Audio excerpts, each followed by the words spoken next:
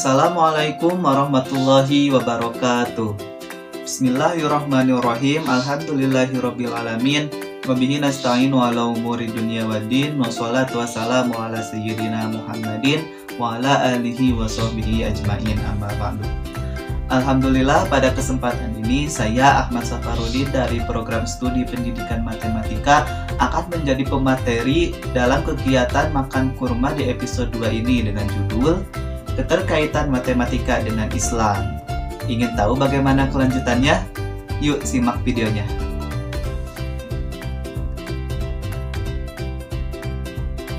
Sebelum masuk ke materi inti, mungkin di sini saya akan bertanya dulu bagaimana pendapat kalian tentang matematika itu. Mungkin dari pandangan kalian, matematika itu pelajaran yang ditakuti, ya kan? Terus pelajaran yang dianggap susah. Tapi meskipun pelajaran ini ditakuti atau kalian anggap susah, tapi matematika itu pelajaran yang sudah kekal di dalam pendidikan, betul gak?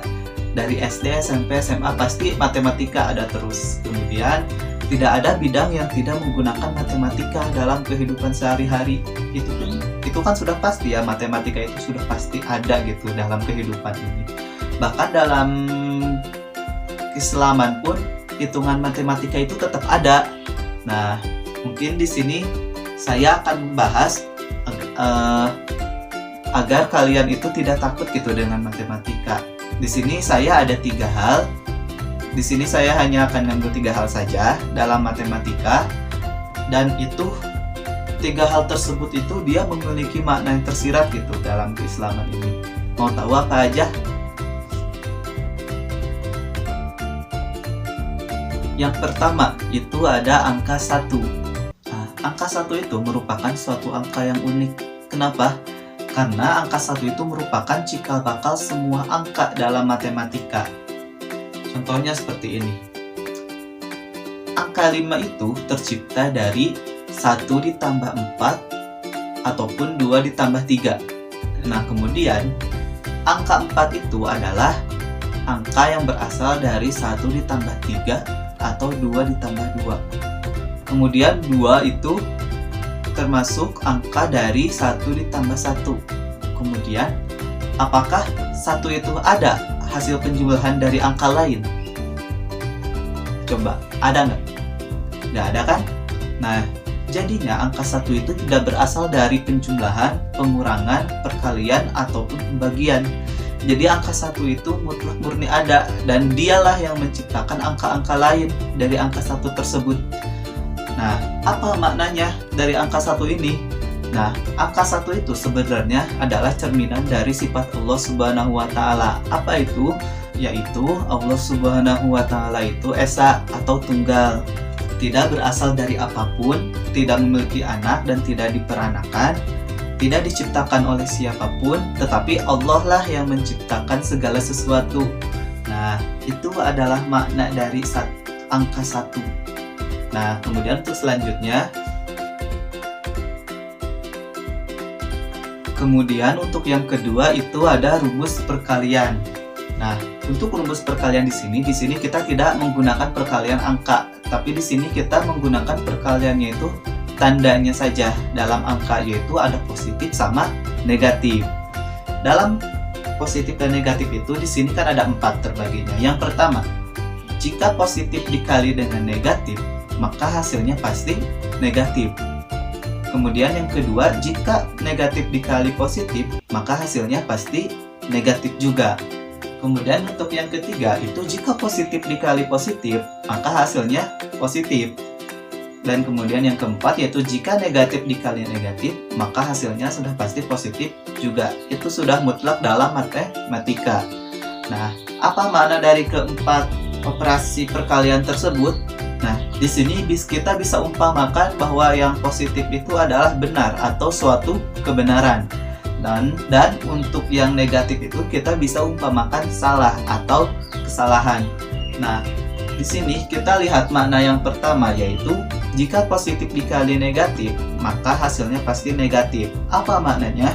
Jika sesuatu yang benar, kita mengatakannya salah, maka perbuatan kita itu dikatakan salah, betul nggak? Nah, kemudian untuk yang kedua, jika negatif dikali positif, maka hasilnya negatif juga. Nah, apa maknanya? Jika sesuatu yang salah tapi kita mengatakannya benar, maka perbuatan kita tersebut masih salah juga, iya kan? Nah, kemudian untuk yang ketiga, jika positif dikali positif, maka hasilnya pasti positif. Nah, itu berarti maknanya jika sesuatu yang benar kita mengatakannya benar, maka perbuatan kita itu pasti benar. Kemudian untuk yang keempat, jika negatif dikali negatif, maka hasilnya pasti positif. Nah, apa maknanya? Jadi, jika sesuatu yang salah kita mengatakannya salah, maka perbuatan kita pasti benar.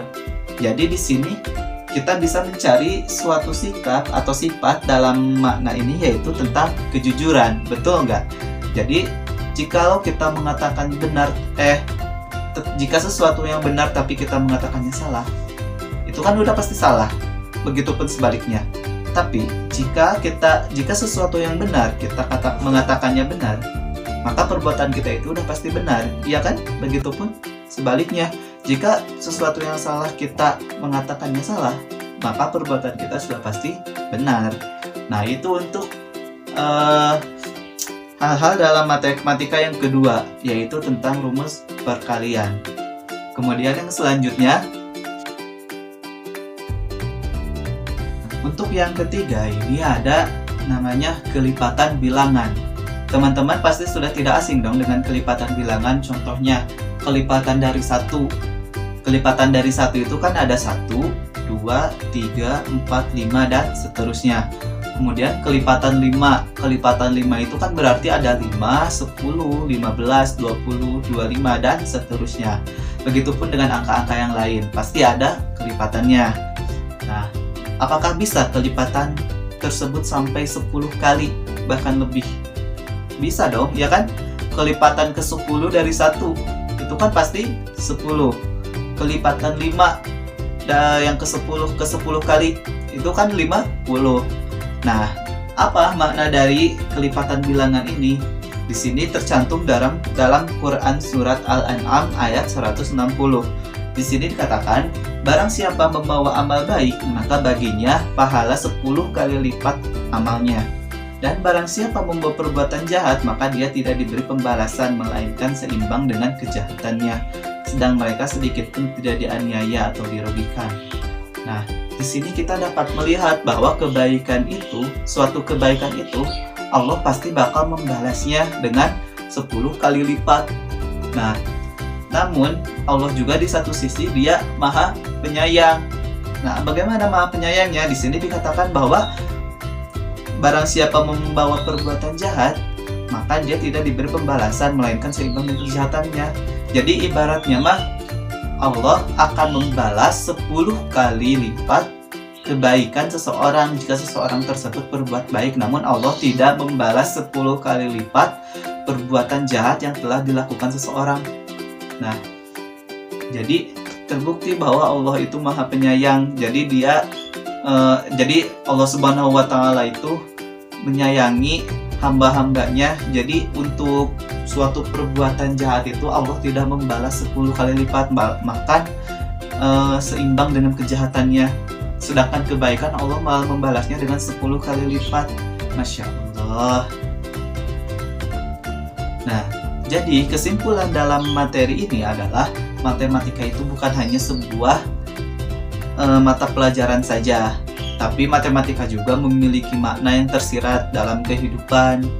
Nah, jadi bagaimana? Pahamilah konsep pada matematika.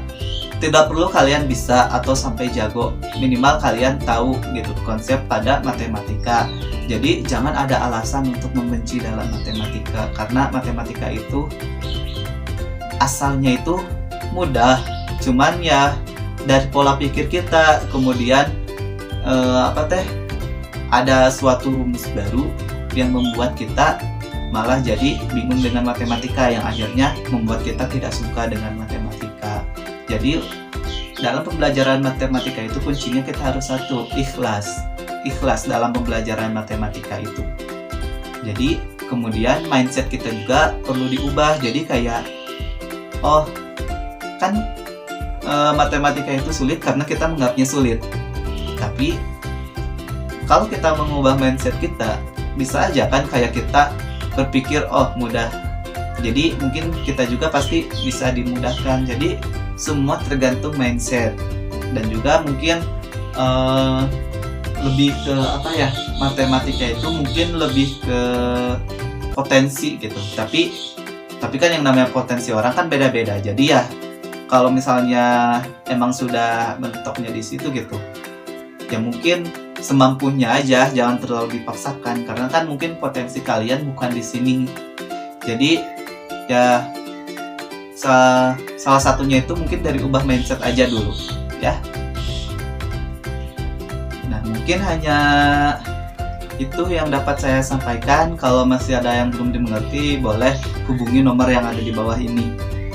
Kemudian untuk setelah video ini Anda dengarkan, nanti akan ada satu kuis dari divisi Kominfo LDK Kurma ini. Jadi jangan lupa ya, tunggu di IG LDK Kurma yang ada di bawah ini ya. Untuk itu saya Ahmad Safarudin pamit undur diri. Terima kasih atas perhatiannya. Wallahul muwaffiq ila aqwamit thoriq, wabillahi taufiq wal hidayah. Wassalamualaikum warahmatullahi wabarakatuh.